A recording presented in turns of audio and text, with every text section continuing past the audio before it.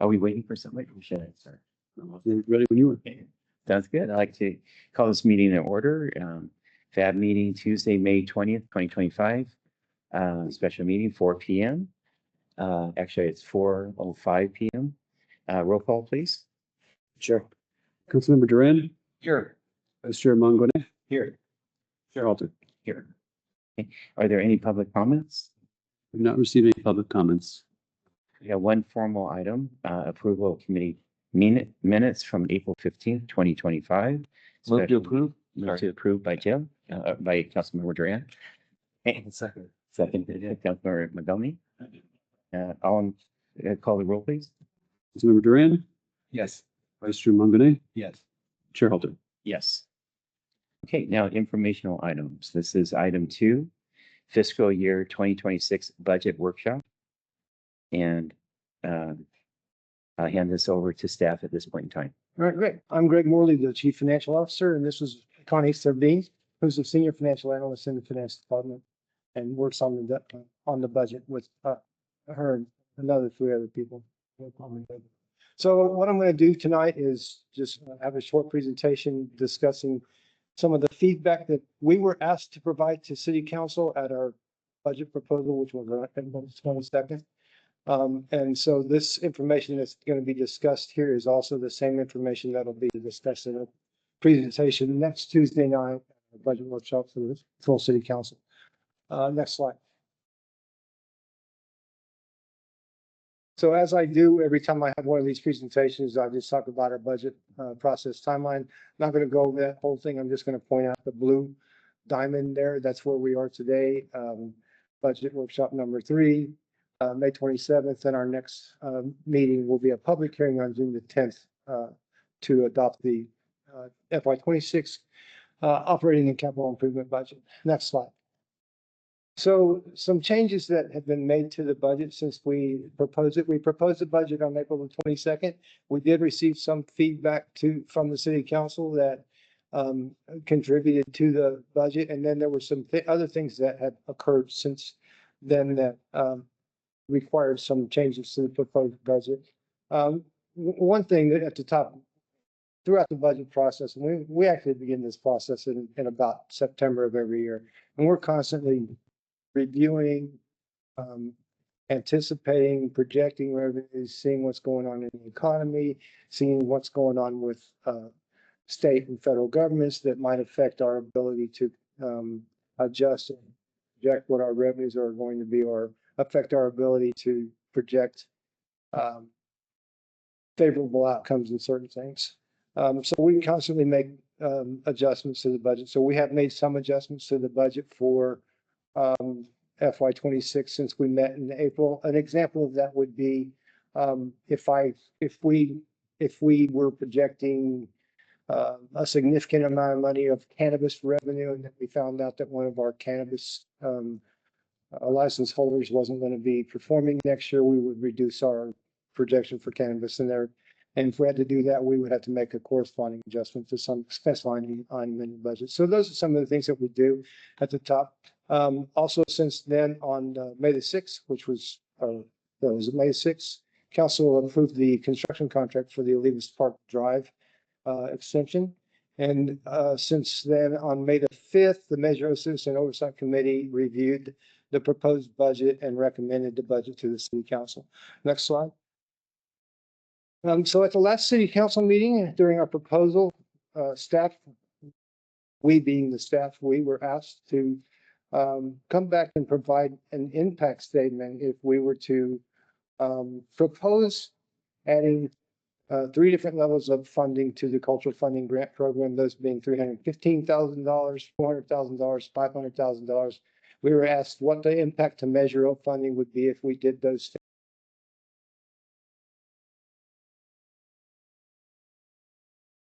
That we tried to infuse another $250,000 into the budget, not Measure O per se, but into the budget for tree planting. And also, since at that last City Council meeting, there was a question about what the impact would be to Measure O if we funded a bollards and planters CIP project at Main Street Moves. Additionally, we were asked to provide a delineation of the $1.2 million that's funded next year for Main Street moves, and we have that in another slide. But these are some of the things, some of the responses that we're bringing to the city council based on the inquiries that were made of us at the proposed budget presentation on April 22nd. Next slide. So the question for us was, what's the impact to measure if we did several things? There were actually four things. One, infuse $315,000 for cultural grant funding. The second, infuse $400,000 for cultural grant funding. The third, infuse $500,000 for cultural grant funding. And the fourth, provide for CIP project funding of $2 million to measure up. So we're going to talk about what the impact is going to be. I can't really tell you what the impact is until I tell you where we are. And this is a picture of where we are. This is a high level view. And what this is, it says net operating. It's really net operating surplus / deficit for ongoing programs in Measure O. Those ongoing programs are all of the police programs we have there, keeping Fire Station 4 open, homelessness programs. We have a lot of street and sidewalk maintenance programs that are ongoing programs in Measure O. And there's also some landscaping and tree maintenance programs that are ongoing in Measure O. So what this shows us is at the very top of this, there's a line that says resources. That's an outlook of what our resources or our Measure O revenue, our total revenue per Measure O would be in those years. The line below that is an outlook of what our total expenditures for those ongoing programs would be for those years. And then the bottom line is the net operating for ongoing is either a surplus or deficit. So what I want you to do is pay attention to that bottom line that shows surplus and deficit. So next slide, please. So now you see what was on the bottom line of the slide before is now at the top line here. So those are those surpluses and deficits that we would get from operating programs in Measure O for those years. And so those next three lines are the three scenarios for cultural funding. The second line, $315,000 for cultural funding grant programs. The third line, $400,000, and so on. And so you can see the changes in net operating surplus / deficit in each of those years after you make an infusion of either $315,000, $400,000, $500,000. The reason that you don't see an exact difference of $315,000 in those out years is because those out years also include additional revenue. But the point is, regardless of which one of those infusions you make, you see that there's a reduction in what our net surplus or deficit is going to be for any of those out years. Next slide, please. So this is the last slide, only charted in a graph for you. So the dark blue line at the top of that is if we did nothing at all, and that's the again operating net surplus deficit for those ongoing programs. And then those three lines below that, the orange, the green, and the blue line below that, they show how the graph moves if you infuse $315,000 or $400,000 or $500,000 for a cultural funding grant program. Next slide, please. And this slide is the same as the last slide, only it's additive if we added $250,000 for tree planting. So again, the very top line, dark blue, is if we did nothing. The purple line in the middle is if we added $250,000 for tree planting. And then the orange, green, and blue lines below that are the infusions of funding for the cultural funding grant program, plus the $250,000 for trees. And again, every time we do this, you just see that the net surplus operating deficit or surplus changes a little bit for that. Next slide, please. So now is where I can start talking about impact, the impact of what happens to us if we infuse funding for anything in Measure O. So what you're seeing here at the top line is an example of our estimated fund balance. That's excluding CIP programs. So when we had our audit presentation back in February, we talked about the net change in Measure O and the net position in Measure O at June 30th of 2024. At that time, we were saying we had a committed fund balance of $24.2 million. Okay, so what you're seeing here in the first column there, FY 25, is that $24.2 million plus a projection of new revenue and surplus for FY 25 to get us to the $28.6 million. You're not seeing anything in that surplus deficit row on that column because we've already got it included in $28 million. And then the third line is the estimated CIP commitments. Again, I said that was $24.2 million of committed fund balance. That committed fund balance is there for infrastructure projects for the future. So in FY 25, we have $13.6 million of those committed infrastructure projects in the budget right now. So you reduce that from the $28.6 million of fund balance that we began with. At the end of this current fiscal year, you have $15 million in projected fund balance, and that carries over into the next year. So you can see in the next year, moving forward, you see the $15 million. From that $15 million, is going to come the balance of that $24.2 million that we already had estimated for CIP projects, plus the net net operating surplus or deficit, and gets us down to an estimated committed fund balance at the end of FY 26. And so the impact that you're going to see here is this. If you look out to the second to the last column, FY 29, you see a negative number there. So based on the infrastructure projects that we already have where we haven't dedicated, but we have suggested measure of funding between now and the end of FY 29. Infusing this funding into the ongoing programs leaves us with a negative $1.1 million at the end of FY 29 of fund balance. In other words, we spent up all the cash that we're going to have available at that time. That's 4 years from now. The impact is this. When we were talking about this, we had essentially, if you added the trees and the maximum for cultural funding, $500,000, talking about $750,000 each year of infused programmatic ongoing expenses over that 4-year period that I'm talking about. It adds up to $3 million. And so if you had that $3 million back, then that negative $1.1 million would be a positive $1.9 million. And you could see that you would have a little bit of money still to do an infrastructure project, so a street project or a sidewalk project.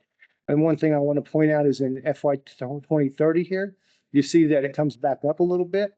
The reason that it comes back up a little bit is if you look at the row for estimated CIP commitments, it's a 0. Right now, we don't have in our plan any planned CIP projects for Measure O in FY 2030. If that changes during the next 4 years while we enhance or improve our CIP plan, then that number changes. Okay, so next slide, please. So that's that anyway. So that's the impact.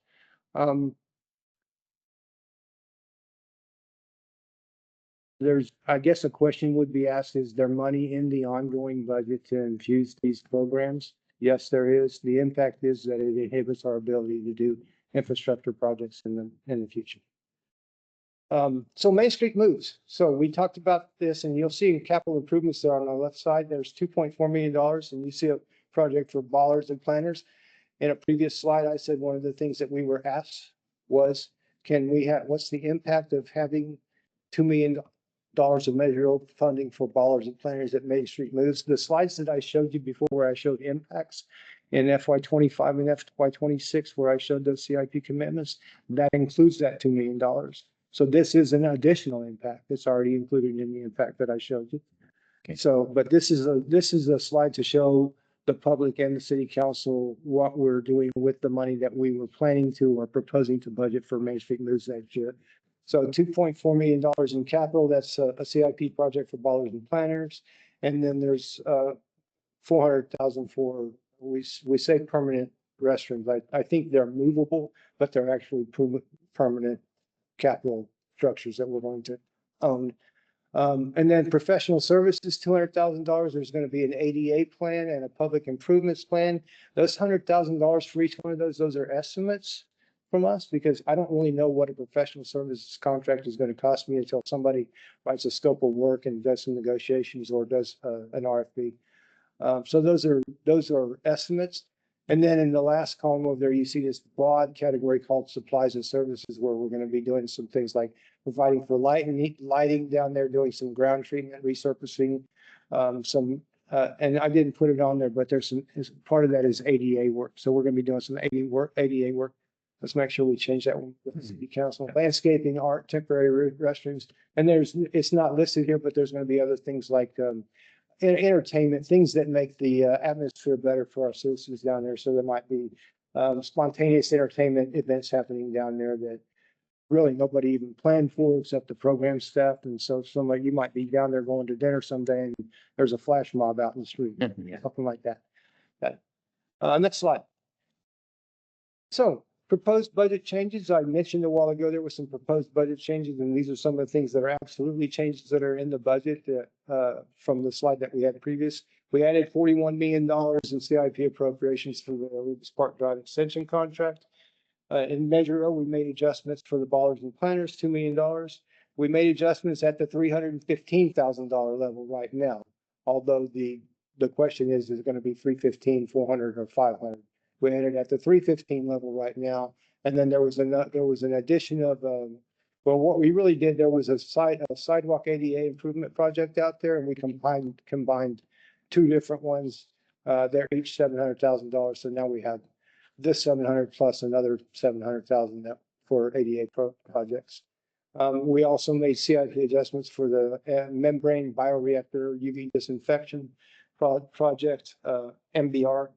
I'm going to say MBR from now on because it's real hard for me to spit out membrane bioreactor UV disinfection.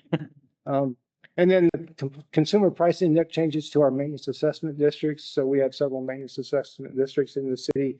And every year we increase some administrative costs in the maintenance assessment districts by CPI. That CPI, that 2.3% is the CPI that comes from the Bureau of Labor Statistics as of the month of April 2025.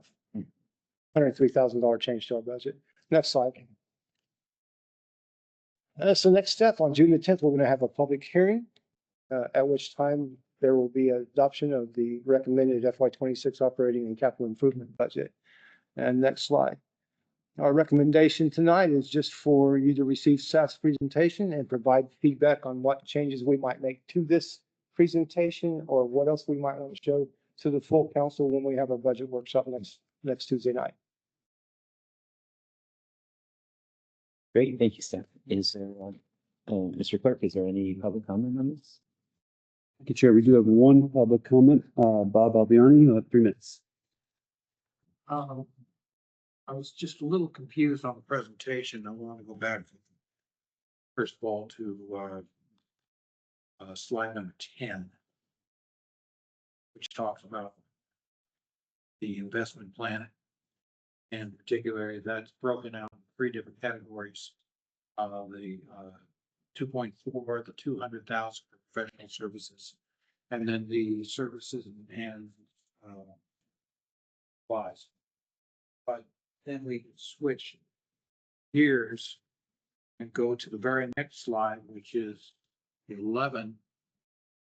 And we're talking there about Measure O adjustments. In particular, for instance, as an example, right in the middle there is sidewalk and ADA improvements, 700,000. I'm just trying to understand the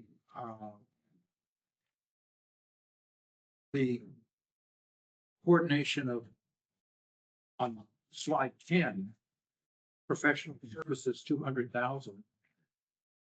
Then our next slide, we have adjustments in that same category 700,000. I don't understand the correlation.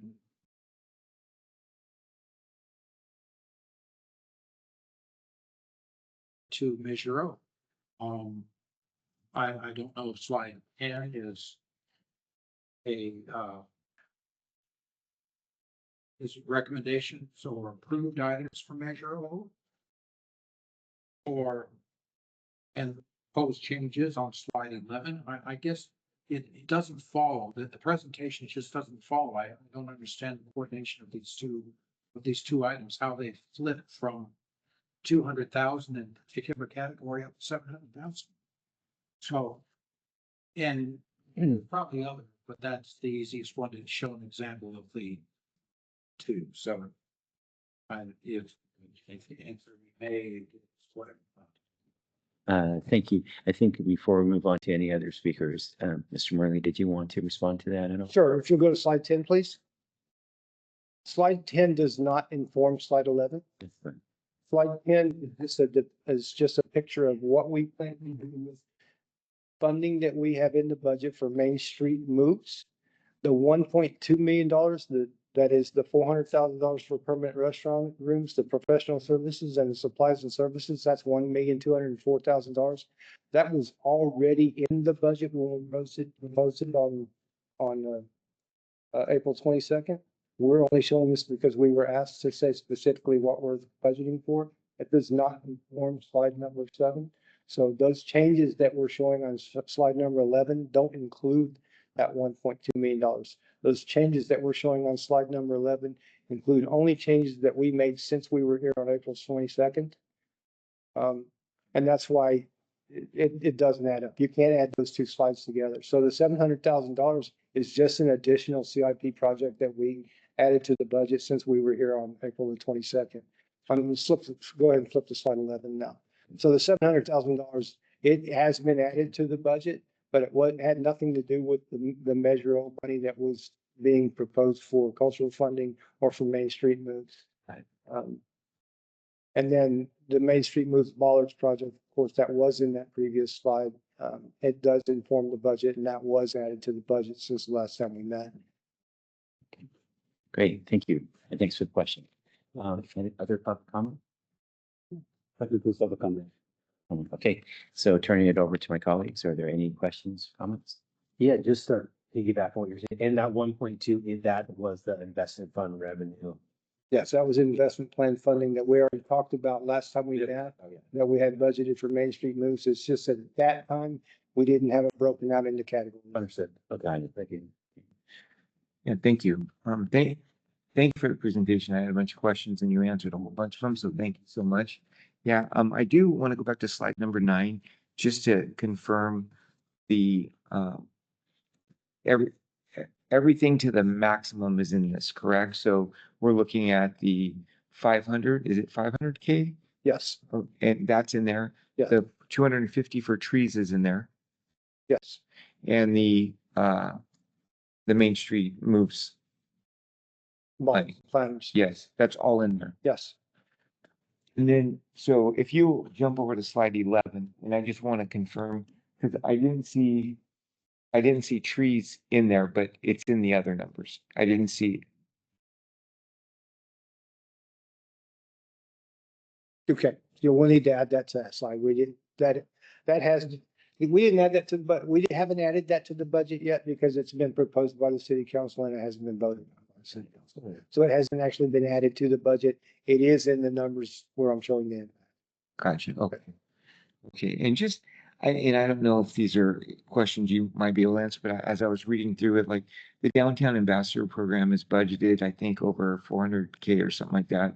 And do you know what we're using to measure success or in the reduction of nuisance activity? Like, how are we monitoring that? Do you have any idea? I really don't know what the metrics. Yeah, that, It's me there. I'll shoot those questions ahead of time to whoever those go to. So I don't know, in our budget book, and we have the section in our budget book called key performance indicators. It might be mentioned in there. It would be based on last year's information, not this year's information, but it might be in there. If not, we'll just have to ask the program what the measure of success is there.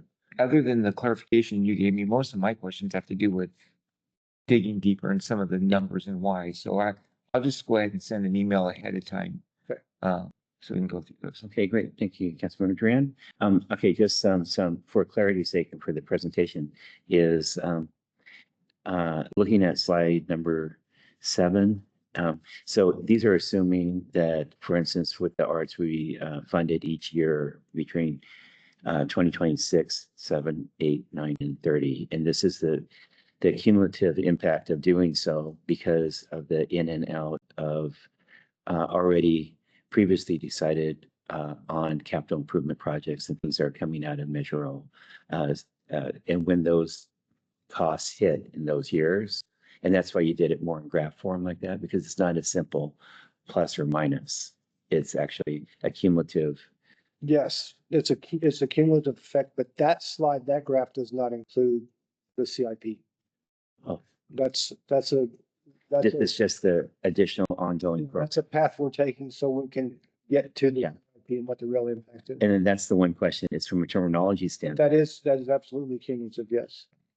And that shows up in slide 9, and that's why we end up with the negative. Yes. Okay. So, so yeah, the additional ongoing programs. I just wasn't familiar with that terminology, but I assume it's things like if you start funding something, whether it's the trees or the arts, it's not a one-time capital improvement. We're assuming that's going to end up going on. Therefore, you set aside funds for Measure O to try to address those sort of needs. Is that correct? Right. So those programs like that normally become ongoing. And Yeah. I don't think you would ask for 1 year's Right. for funding. Right. And then the trees as well. Even though, you start at $250,000 for tree planting in 1 year, the next year it might not cost you 250. Right. Might cost you 200, but it's still going to be an ongoing. And then on something that you brought up as one example, Councilmember Grant, is the ambassadors being part of the DVP. I guess I wrongly assumed that the ambassadors were underneath the DVP realm of management and looking at the criteria, what's successful and what's not. Mhm. Do you have any idea if that's true or not? Or The ambassadors are absolutely under the auspices of DVP. okay, We fund DVP through a contract for that. for the ambassadors, got it. Okay, so Kevin Thurston might be the right person to ask on that one too. And overall, I think it's a pretty tight presentation. I just wasn't familiar with some of the terminology. That was my only thing. So that's more my learning curve. And I think I appreciate you picking, even though it's the lowest of the three, picking something for the arts, for instance, that represents what previous funding was 15 years ago, and then extrapolating forward. That's how the 315,000 became a number. Is because that's where we would have been had the city not backtracked down to 90,000 a year for the last 10 years. So I appreciate you adding that in. And tree planting, I do think there's ongoing relationships that can be formed to get exponentially more bang for those bucks, but those could be worked out as we move forward with the program. Things like with the botanical gardens, I've done research after my very casual comment, and it's definitely something that's doable, is they have them actually raise the trees for the city and climate appropriate trees, any species recommended by our parks and tree people at the city. And it could save us a lot of money. Yeah, please. That's what I So on back to slide 9, on the FY 29 outlook, where we're a negative 1.1 million, I'm wondering if you took into consideration with Olivas Park extension and the businesses that may be moving in there and the forecast that we saw of additional revenue coming in from that, and that, being sales tax from that going to Measure O as well. Could that be a little bit higher? Did you take that into account? We did not take that into account if we were to consider something like that. The construction project won't be finished for 2 years. Mm-hmm. So we might be able to consider adding a little bit more revenue into, depending on how soon you could build like a service station and start selling things Mm-hmm. into FY 28, probably FY 29. But you're right, there would be a little bit of an influx in revenue in those out years from those businesses. Yes. Yeah, I mean, that might be something to look at. So it doesn't have that high of a deficit, maybe. I don't remember when we, Yeah. Again, it's an outlook, so Yeah. it could change tomorrow. that presentation, there was a range of of increased sales tax that was presented in there and Yeah. based on Bradley Burns sales tax.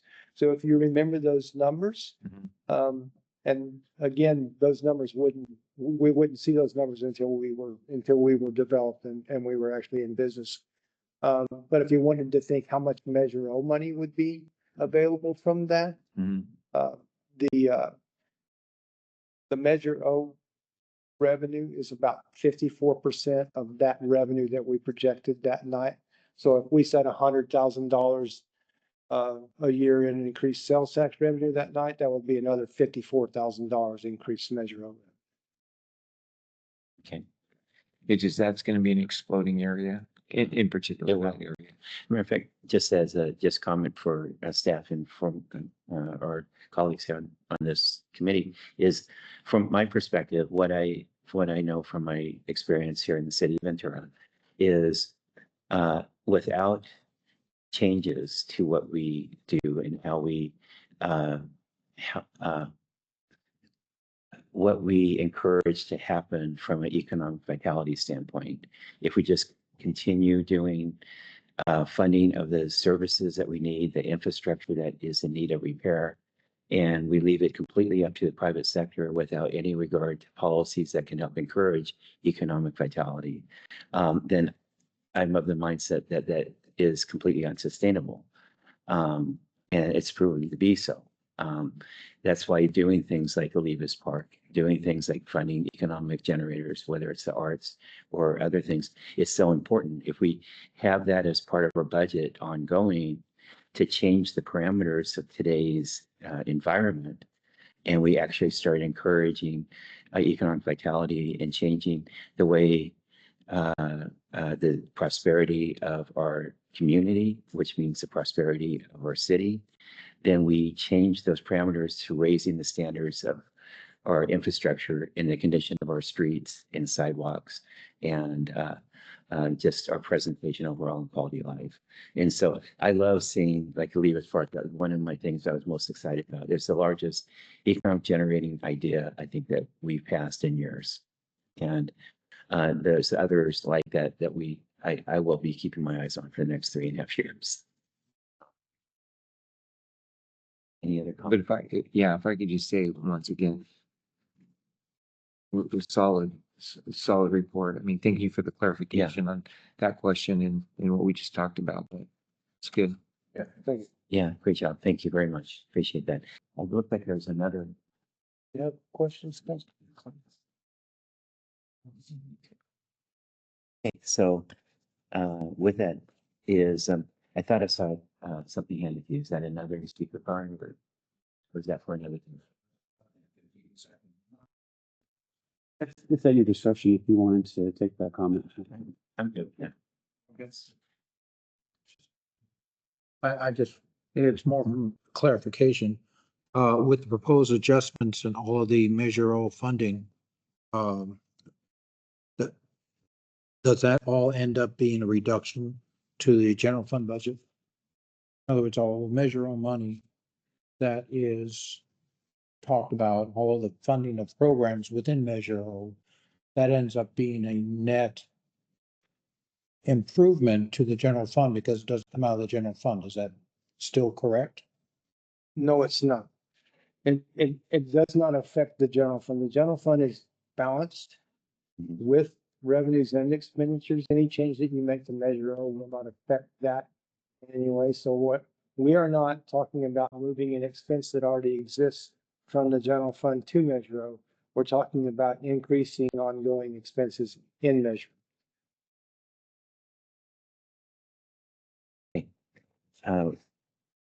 And one final call, if there's any last minute questions, comments, any advice before it goes to council, is it next week? Is it 20? Yes, next, Yeah. next Tuesday. All right. 27. Okay. See it. Thank you again. Right. Great Thank job, you. staff. Appreciate it. Okay. Thank you. Now. Thanks for being here. Items for future agendas. Any items you could think of? Oh, I might as well stick with that. Yeah, might as well. Part of You might have some ideas. too. You have some I'm open thoughts? to that. Anything particular?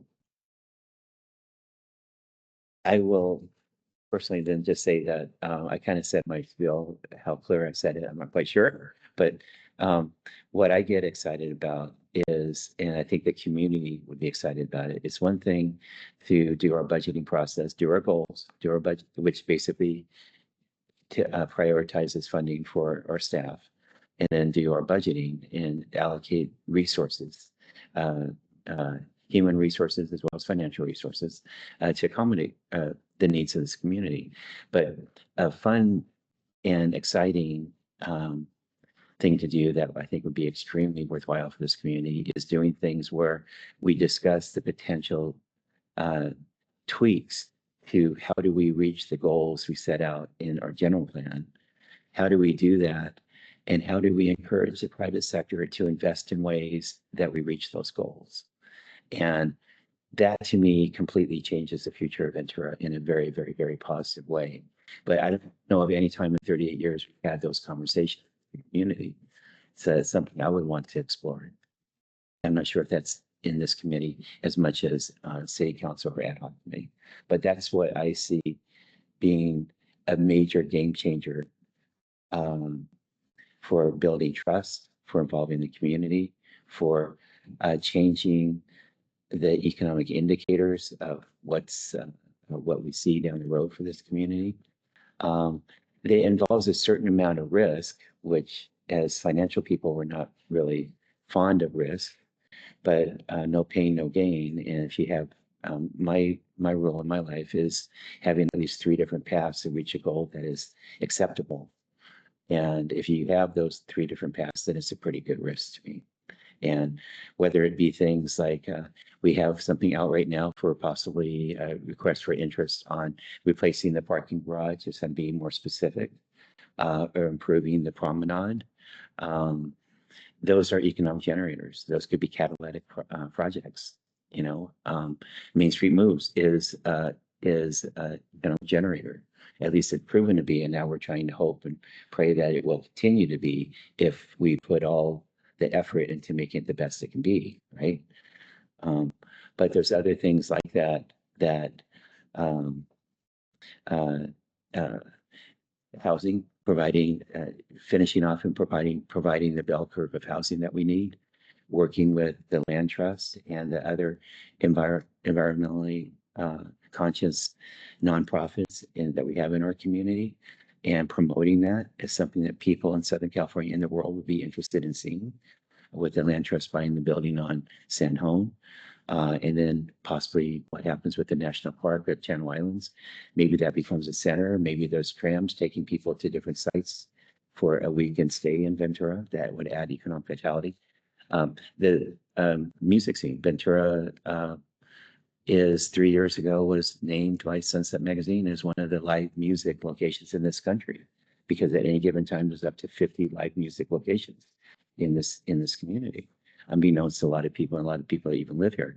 Those are things that we expound upon and actually add vitality and excitement and quality of life and jobs, and change what I believe was a very unsustainable path that we've been on for many years.